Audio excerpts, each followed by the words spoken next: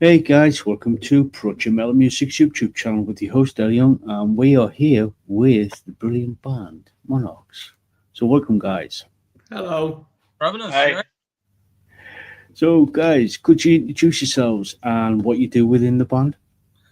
Yeah. So my name's Dan. I'm the vocalist in Monvrchs. And my name's also Dan, and I'm the bassist in Monvrchs. I'm Jack, and I'm the drummer. Cool. Welcome guys. Let's dive into some questions. As kids, what were you listening to?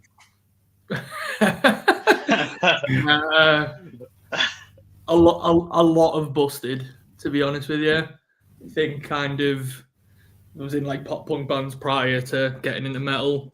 I think Busted was my gateway into that, and then ironically enough, I think my gateway into metal was Charlie Simpson leaving Busted, breaking my heart, and then starting Fightstar, and then realizing that kind of music exists and people could make those weird noises with the voices. But yeah, and then got turned on to bands like Slipknot and Medina Lake and stuff by friends, family members, and stuff. But that wasn't until I was like early teens. But as a kid, just obsessed with Busted.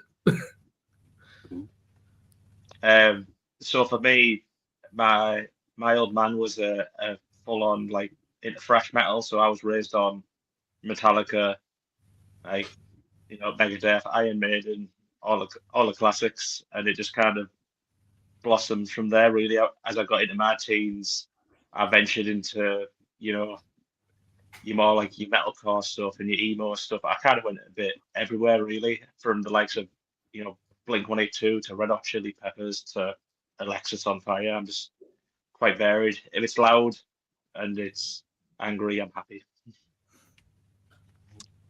So with me, my big brother was like my main influence for like getting me into music. So anything he was listening to, I was listening to. So it was all like new metal stuff like Slipknot, Mudvayne, and then stuff like proggy stuff like Tool, and then like more emo-y stuff like Senses Fail, Blink 182 and all that stuff. So there was quite like a range of stuff, but it was all based around like new metal, like early metalcore, like Killswitch Engage and Bullet for My Valentine and all that stuff as well. So it was a bit of range, but it all kind of gelled together, to be honest. Cool.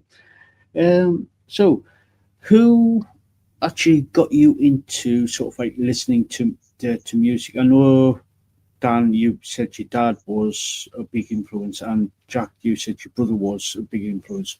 Well, was there anybody else who actually influenced you to sort of like listen to much more variety of their music?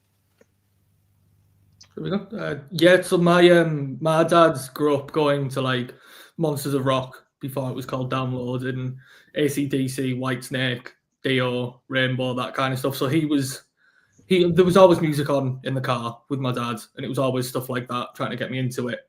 And then from there, for me, it was my cousins.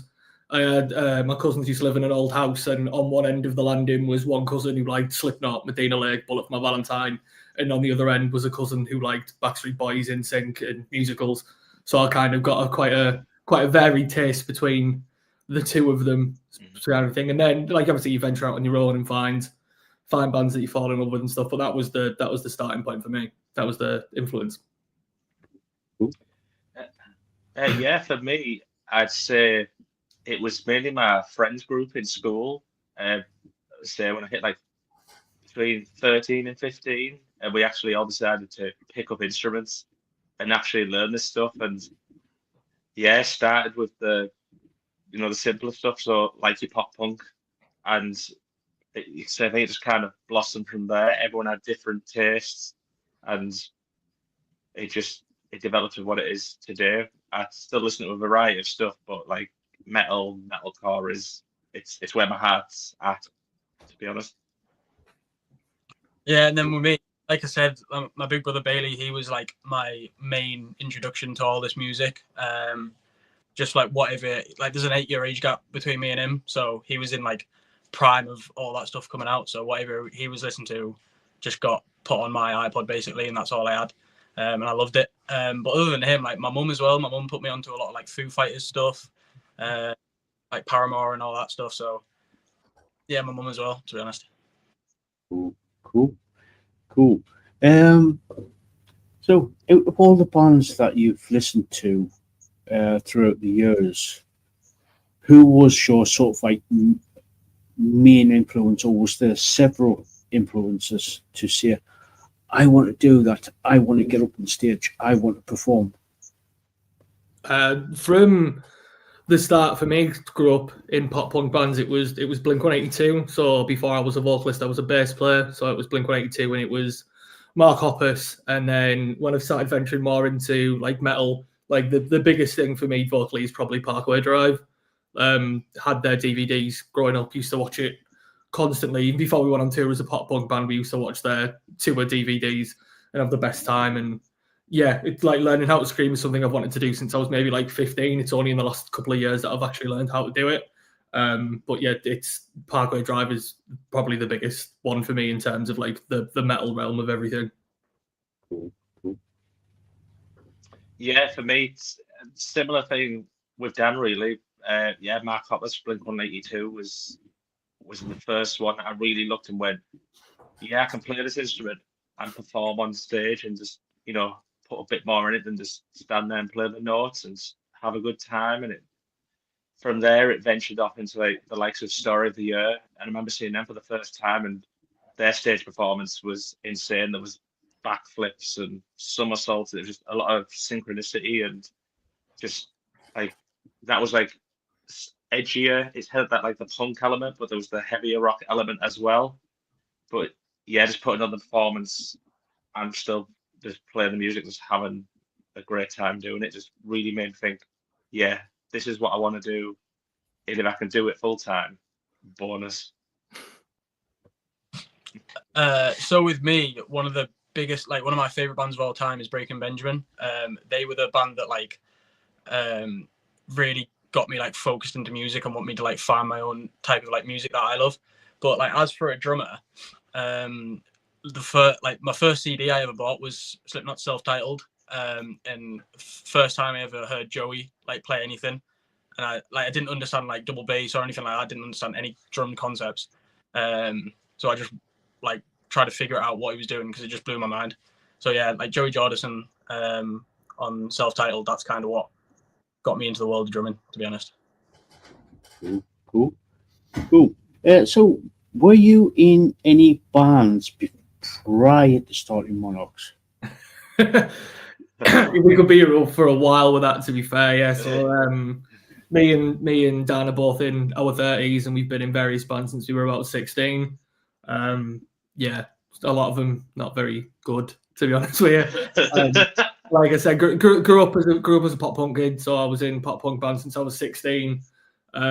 Myself and the Queen vocalist Ben were in a band called North Shore prior to this one, which was like a alt rocky kind of band, kind of like Mallory Knox, Steph Havana. That was fun, and we got some success with that kind of a thing. But yeah, just to condense that down history, because I've been in maybe like 15 bands. It's kind of things. The break up and form a new one the week after when you were in secondary school. So yeah, that's pretty much my history with it. Yeah, I would say mine's very similar to Dan's, and I met Dan while being in a different band with Ben, and we went on like a tour together. But yeah, all through secondary school, same thing. Do a band, play so many songs, break up, form another band. And I think mine fluctuated a little bit. It went from pop punk to metal something, and then back to pop punk. And then, yeah, I've done a bit of blues work on the side, but that was wasn't quite my jam, but I was helping out a friend. But yeah, now where we are now just feels right at home. So with me, it's a little bit different. I'm younger than these, like a lot younger. Not a lot. Well, Oh, he's a lot younger than you. Yeah, fair enough. Sorry, go on. Third band, I think, to be honest, and it's the first like band that we're actually like playing shows, to be honest. So a lot of this shit is still kind of news to me, to be honest. But yeah, like just in the like normal kind of get together jam type band. we had some we had music, like original music release, but no shows or anything like that. Like nothing serious, to be honest. But this is like the first proper like serious band, to be honest, for me. Cool. So what has the band been up to, especially over the last 12 months or so? Writing, gigging. We released our debut EP in May, which is called You Are Not Safe Here. We released a debut single last April, and then kind of spent like the rest of the year just making sure that EP was the best it possibly could be. And we kind of came out of that process with the EP that we've released, and then like some newer songs that we've been releasing over the last couple of months. So we had a song come out on Friday called When Heaven Turned Away, and we had a single come out the month before that called New Disease, which is off our next EP, which should be out by the end of the year.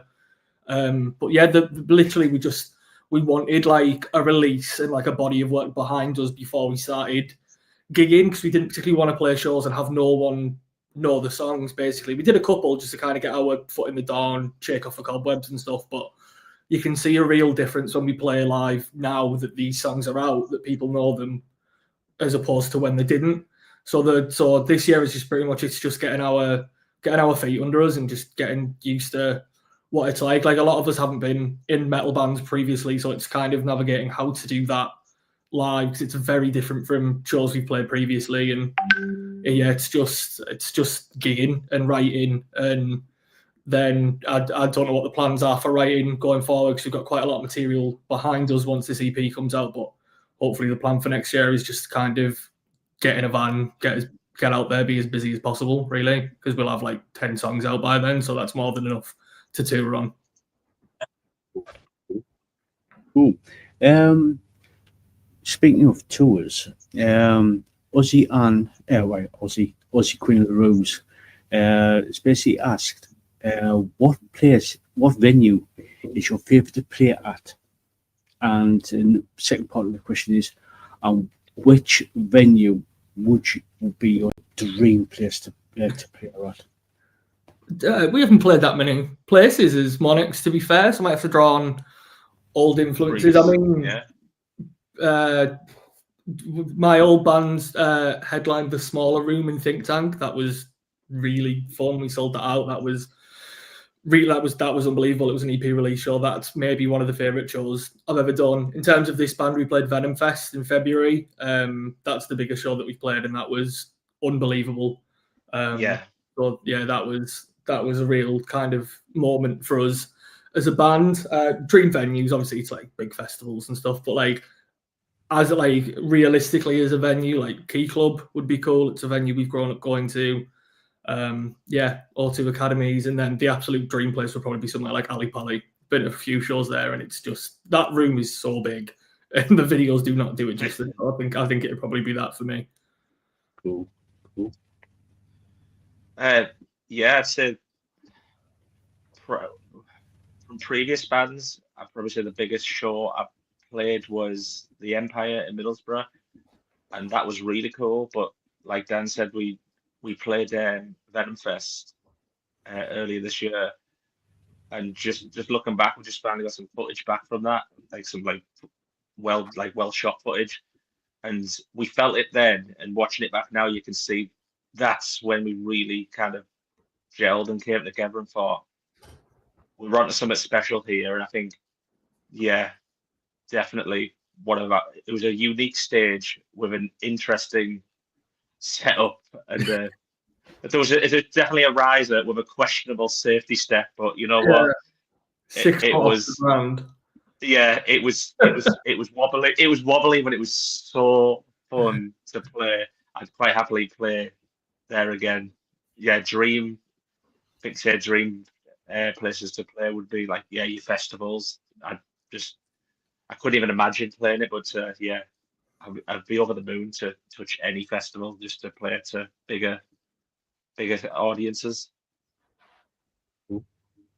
Yeah, not to recycle what Lee said, but yeah, like I said, this is my first band that we've been playing serious shows at, so I've got a very limited kind of judgment on my shows that I've played. But yeah, it's got to be Venom, to be honest. It's like our biggest show.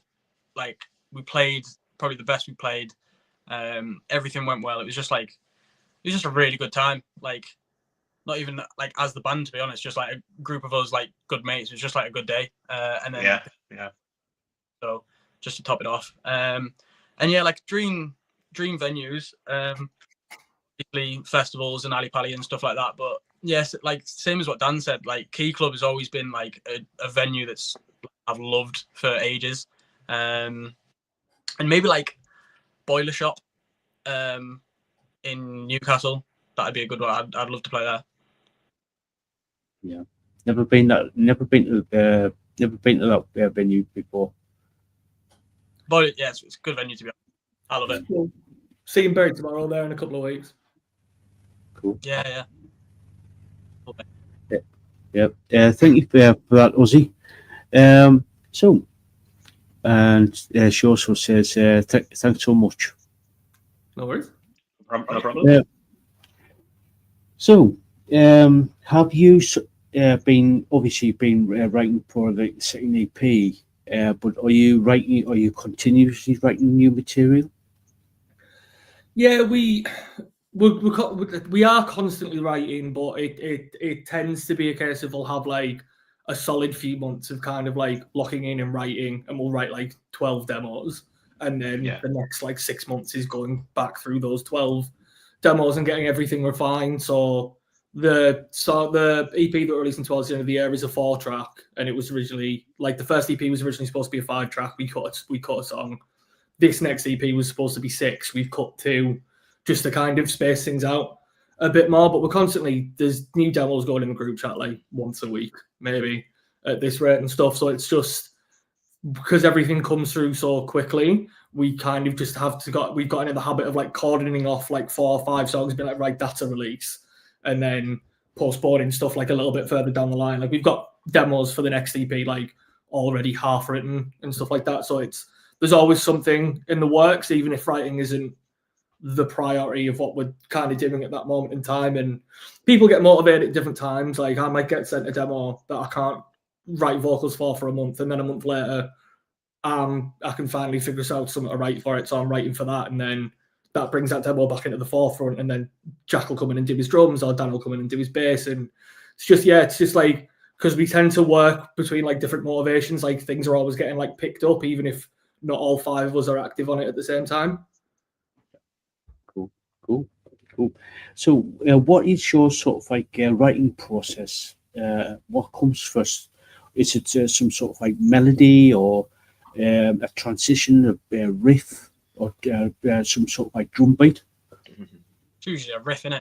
Yeah, it's normally a riff, and it 9 times out of 10 it's Ben who will have an idea, and he'll give us a little snippet, and then about 20 minutes, half an hour later, you suddenly got 3/4 of a song, like about 75% produced as well, going, oh wow, yeah, this is, I can definitely see where this is going. And we all like kind of get in there and go, right, what can we do? But the man just oozes out like so much artistry, it's ridiculous. Yeah, like because we like record, mix, and master everything ourselves as well. Like it's quite a simple process moving from like demos into like final production to releasing songs. Like Dan was saying, we'll get a song and send through, and he won't send it through if he's not happy with it, and he won't send it through if he's not happy with the mix. We'll write a song, I'll put vocals on it, send it back, and he'll be like, I just need to do a couple of things and this is ready to go, to be honest with you. So we're like, cool. Yeah. So it's kind of that whole demoing process like flows very easily into release for us, which I think a lot of bands unfortunately like don't have the privilege to do. Like Ben could run a studio if he wanted to. He's that talented as a producer and a mixer and a master. He just, I think, doing it all for us and dealing with the rest of our bands, that's stressful for him. I don't think he's got the mental capacity to do it for others. So he's our secret weapon, really. Not even that secret, because we chat about it all the time. But yeah. Cool. So is there any sort of like merchandise for like like for the first EP or the second EP, or it's just like general merchandise? Yeah, so it's monvrchs.bigcartel.com, and instead of an A, it's a V in the Monvrchs.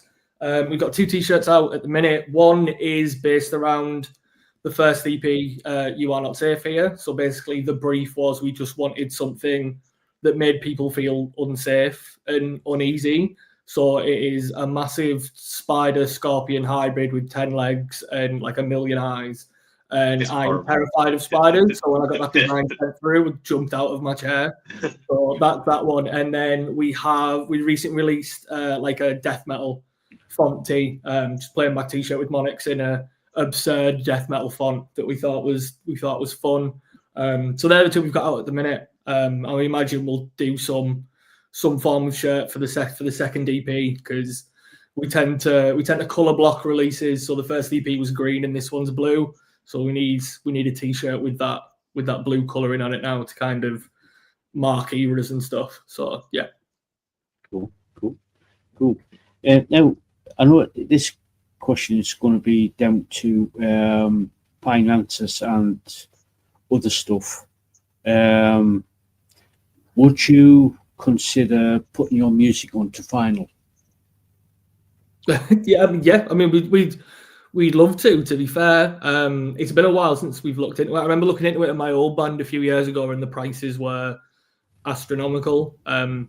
Obviously, like we don't really make any money from this, and all the money that we do make from it, we put back into it, whether that's petrol to get our shows out, or print more shirts and stuff. So if we could find a way to print vinyl cheaply but not affect the quality in any way, then it's something we definitely want to. I think it'd be really cool seeing like our album artwork on like a physical piece of media that big.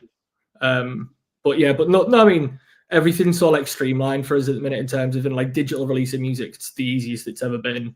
But yeah, we've also all wanted to do physical stuff before. It's just for the price of printing, like maybe not vinyl, but especially CDs, like the money you put into printing turns out not to be worth it in the end, because no one's going to spend £5 on a CD when you can stream it for free on Spotify. To be fair, but yeah, vinyl, 100%. We definitely do that at some point if that opportunity ever presented itself. Yeah. I know there's like a lot of people who do love to have like the physical media, such as a CD. So, yeah, I mean, it'd mean a lot for us to hold something that we've done physically in our hands. I've only ever printed CDs twice, and it just gives you a different perspective on like this thing that you've worked so hard on is now like a physical thing in your hand rather than just kind of like existing out in the ether. Like, so yeah, it's cool. Yeah, cool. So Ozzy has just made a couple of comments. We have big spiders here in Australia. And that's why I will never visit. That country is full of my worst fears and just things trying to kill you. Yeah, I was going to say, I've just seen a video the other day. They've just found a bigger version of the funnel web. It's called the Newcastle Big Boy. Oh, lovely. Absolutely lovely. No, I am an absolute one with spiders. I make my housemate get rid of them. I can't abide to be anywhere near them. They freak me out. No. I mean, I'm the same. I make my wife get them.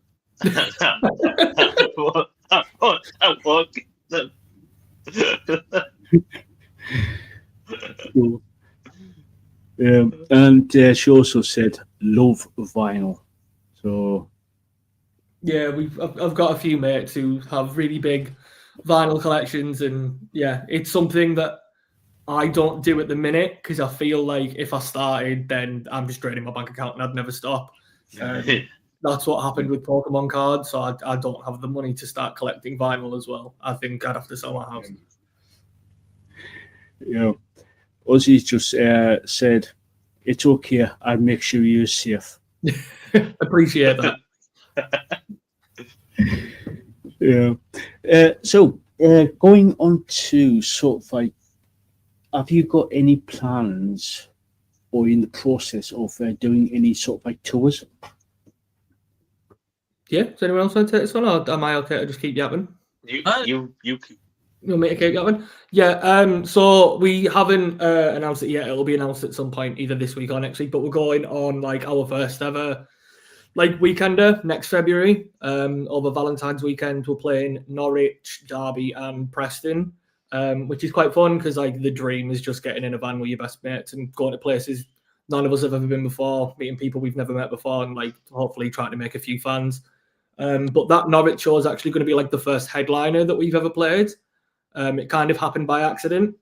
They're originally supposed to be a support band, and then just unforeseen circumstances, we got bumped up to headline it. So it's cool. It's going to be cool, but it's also nice to kind of like try like a headline set away from maybe our typical market at the minute, which is the Northeast. So to kind of not only go and do like our first ever weekend, but kind of forever be able to look back and be like, oh, that's the first time we ever headlined.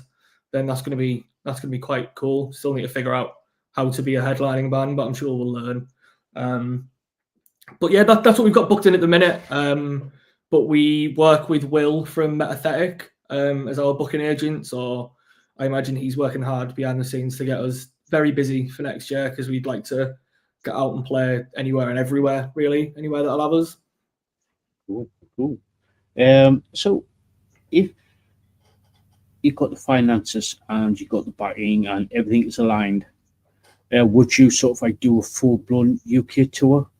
Yep. Yeah, 100%.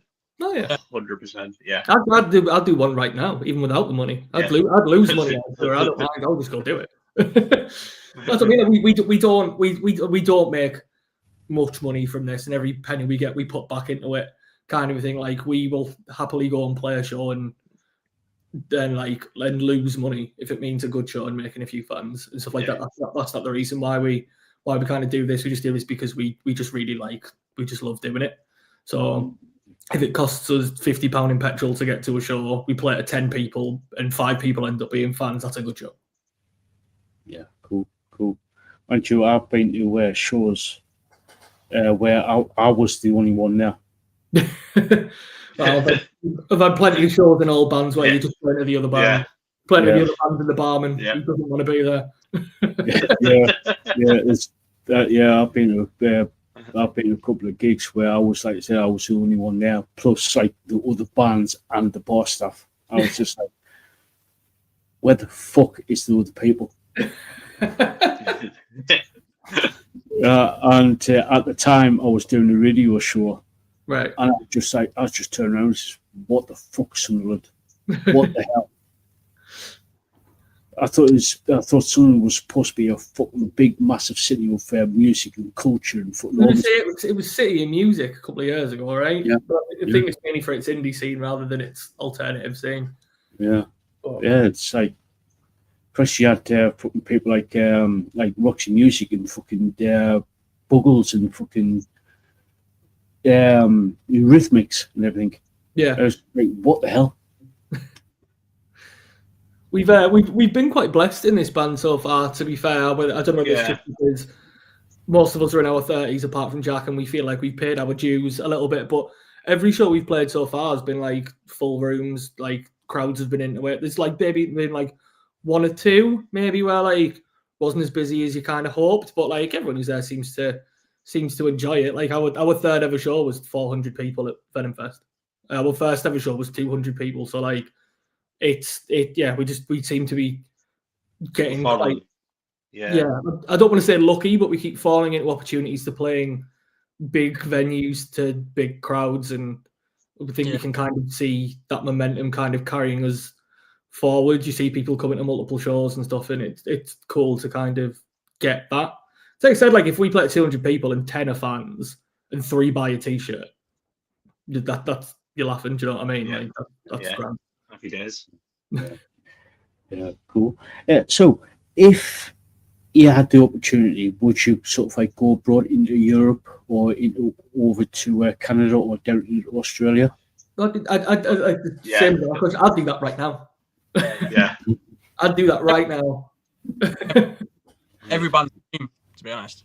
Yeah, that's what I mean. Like we don't kind of wanna stay like at the minute. Like we have quite a very small reach, which is purely the Northeast. But obviously we're trying to correct that by going out in February and venturing a bit more down south. Like, we don't want to play the same places in the same venues constantly. Like, we want to branch out. We want to go as far as this takes us, really. Like, none of us have ever played in Europe.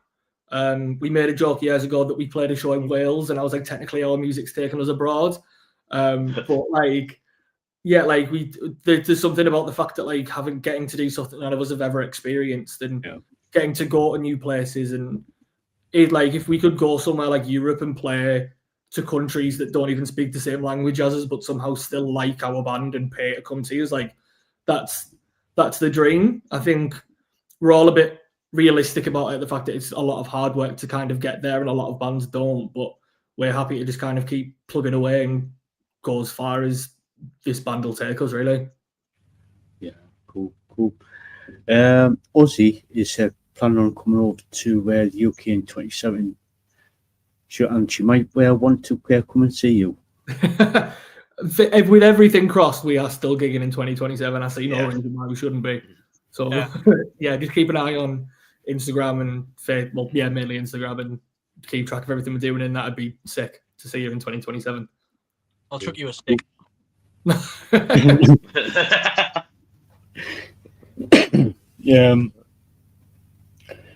So where can people find you on social media, just for people to keep up to date?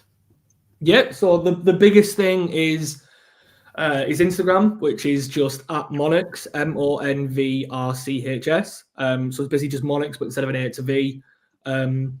With that across most social media, we are there's Instagram, and then like our central hub is our Linktree. So that's linktr.ee/Monvrchs, same bit spelled with the V. And there's links to Spotify, Instagram, Facebook, YouTube. Like, that's basically our central hub where we keep everything linked out. But Instagram's the most active thing that we do. Our TikTok is We Are Monvrchs. But in terms of like Twitter and Facebook, like we don't really engage with it that much. Like, they've kind of changed the algorithm to kind of not push. Like, I've been in bands with 3,000 fans on Facebook and 10 people are seeing it. So like, but Instagram seems to be a lot better with it, and then Twitter, now X, is possibly the worst place on the internet. So we just do not bother with that whatsoever. Yeah, I was going to say the X is well, basically it's X is the toxic wasteland at the minute. Yeah, I mean, it's always been slightly bad, but yeah, it's even worse now. Yeah, I used to be quite active on Twitter, like a lot.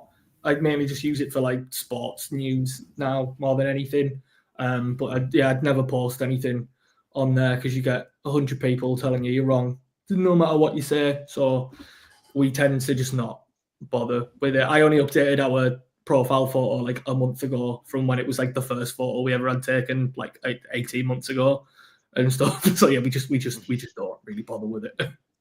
Yeah, the only time I bother with X is when I'm posting stuff out, and that's it. Yeah. I don't engage or anything like that.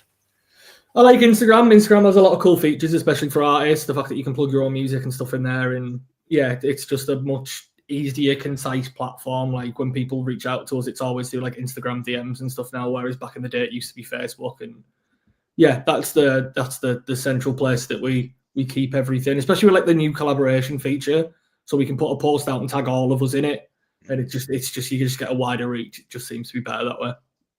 Yeah, true. Mind you, I'm sort of like more on Instagram myself for exactly the same reasons. Yeah, it's just like it's a lot more easier to ever since the changes from like just posting photos out. It's more collaborative now. Yeah, 100%. I mean, when I open my phone, like one of the first things I open on the morning is Instagram. Again, like a lot of people get the news from that now.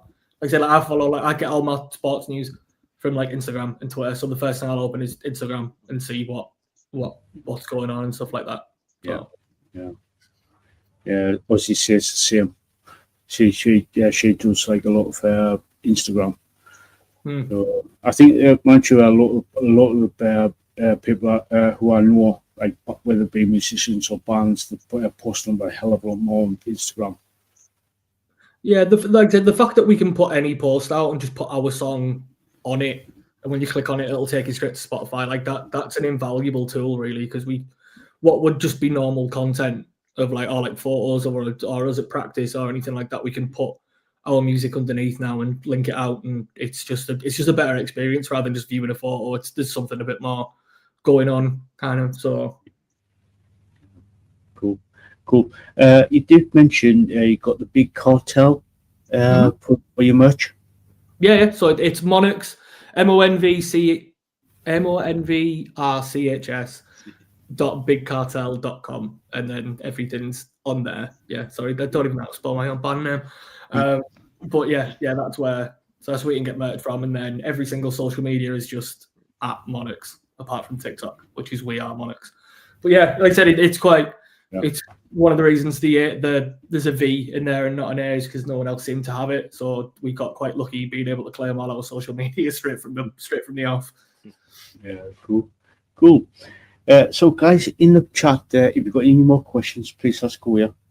We're going to start wrapping things up in the next couple of minutes. So, any advice for people who want to become a musician, whether for themselves or possibly going down into the commercial route?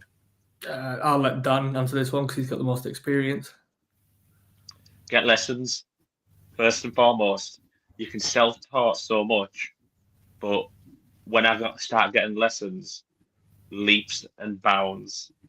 And you know what? The younger you can start, the more you'll soak in. Learn.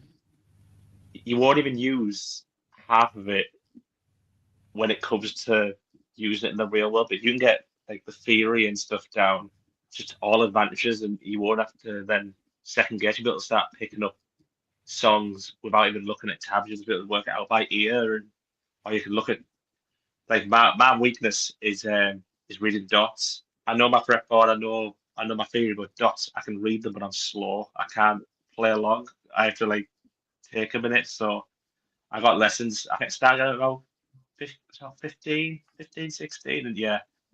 And then I went on and did A level afterwards, and all I look back at now is I wish I started younger. But yeah, get lessons, get in a band with your mates, just learn a load of covers, and just have a great time doing it. Just be shit for a bit, like that. Honestly, like no one's picks up great. I mean, Jack probably did because he's just stupid behind the drums, and he's but like we from 15 to like 18, all the bands I was in, like we were bad. We were bad. But you need to be bad to learn. Yeah, you learn so being good is. Yeah, you learn much from like getting stuff wrong and stuff like that. But like the main thing for me when I was like getting into drums and what like really helped me is it's hard to like say, oh, just do this, but like if you can become obsessed with your instrument or whatever you're trying to learn, it like there's no stopping you. Like I became obsessed with drumming, and that's all I thought about, all I wanted to do, and it didn't become like, oh, it's a chore that I'm trying to get better. Like, yeah, I think obsession just can get you so far with whatever you're trying to learn, but it's hard to just say, oh, go be obsessed with your instrument. You got to kind of find what really like does it for you, and then just run with that, I think. Yeah, I mean, there's a few ways in. Like, I've wanted to be in band since I was a kid, and I'm not very musically talented. Like, so I'd like no disrespect to that. I started playing bass. That's what happened. Like, we started a band. Everyone in my band picked an instrument. Oh, I'm going to play guitar. I'm going to play drums, and I was like, I guess I'm playing bass then. So kind of begrudgingly played bass for a decade. Always wanted to be a singer. Can't really sing. And then, opportunity being a metal band came around and learned that making weird noises into a microphone just tends to be something that I'm kind of good at. So, but like say, in switch lanes. Like I played bass for 10 years. I enjoyed being in bands. I never enjoyed the instrument, to be honest with you. But just being in that band, being in that environment, and doing that with your mates was the selling point for me. And then took me until I was 30 to find something I was kind of good at. So everyone develops at their own different rates. But like I said, the biggest advice I can give you is just be shit at something. You're not going to pick it up and be amazing, be shit for a bit, have fun with it. Oh yeah. Oh god, no, I was horrendous. The first song I tried to learn was Seven Nation Army by the White Stripes, and my god, I was so bad at learning that song, and it was one string. It's just. But luckily, I was in a similar boat where everyone picked an instrument. I got bass, but thankfully for me, I fell in love with it, and then I went like full nerd on it. Started going like pickups, tone woods, every pedals, just a lot. And like I went hard on it, and that's why I've stuck with it, and I'm still to this day think I can improve. There's room for improvement because you get loads. Sorry, go on. Yeah, there's you know, you got like you like to like for now I'd say my main influences that I try and aspire to be with this band's like Adam Nolly Get Good and Jacob Umansky, both just insane musicians, and I look and go, yeah, have a few practice and I'll get there one day. I'm saying that we'll be at practices or at gigs or just hanging out, and Dan and our two guitarists are talking about tunings and pedals and modes and chords and stuff, and I'm just kind of sat in the corner, just kind of like, you're going to write like really technical riffs and I'm just going to shout over them. Like, I don't know anything what you're on about. Like, I just shout really loudly and Jack hits things. Like,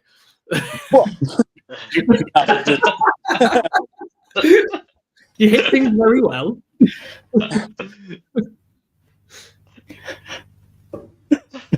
Yeah.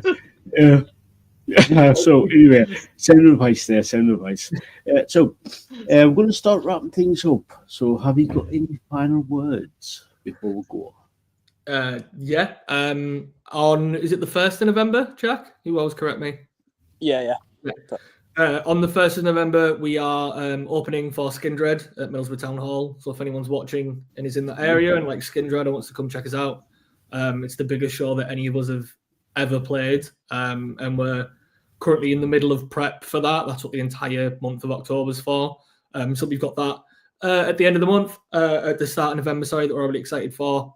We just released a new single last Friday called When Heaven Turned Away. It's on all streaming services. It's on YouTube.